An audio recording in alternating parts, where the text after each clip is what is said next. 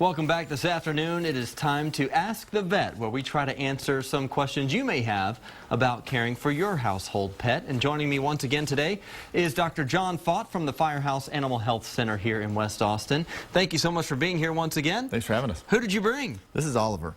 Oliver. Oliver's a little Wheaten Terrier that's about 16 weeks old. Yeah.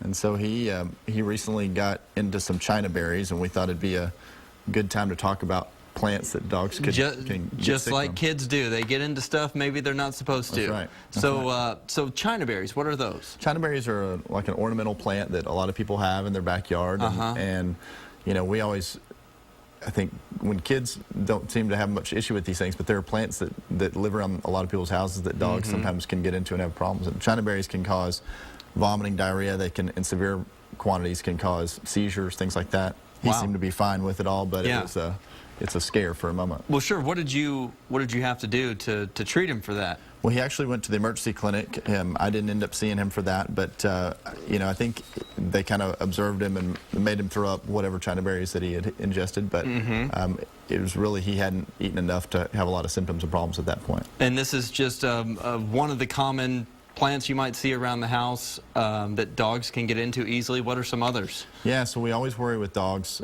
sago palms. A lot of people have sago palms in their yard, but those can actually be, most dogs just ignore them and don't ever get into them. Yeah. But they can actually be very deadly and cause liver failure.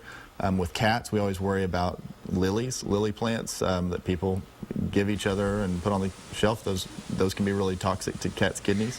The other common things that you see are mushrooms, black walnuts, grapes. A lot of people don't realize that grapes can actually be damaging to dogs' kidneys. So, right. Yeah.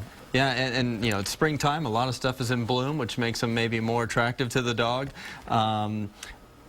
You know, what do you need to do? What do you need to watch out for if you think your dog's been into something they shouldn't be? I think, obviously, if they're having symptoms, then we want to try to figure out what it may have been. If they're playing with something and we just don't know if it's safe or not, there are a lot of good resources for that. In fact, the ASPCA has a great website with all the toxic plants. So if if your gardener wants to put in a new type of plant, you might just run it, look it up and see if it's something that you got to worry about. Yeah. And if the dogs are playing with something specifically, then you can look it up. ASPCA also has a poison control hotline that you can call at any time. If you call your local veterinarian, we typically know a lot of the basic things that you're going to see, but the Poison Control Center has all kinds of information on all kinds of toxins out there. And depending on where you live in the Austin area, there's a lot of wild stuff out there. It probably varies from one part of town to the other. Certainly. But better to be safe than sorry. Yep. And glad it worked out for Oliver. Yeah, he's great. Just a young pup, 16 weeks. Thank you so much for being here. Thanks for having me. If you have questions that you would like to ask the vet, we encourage you to send them to askthevet@kxan.com, and we will try to get them answered right here.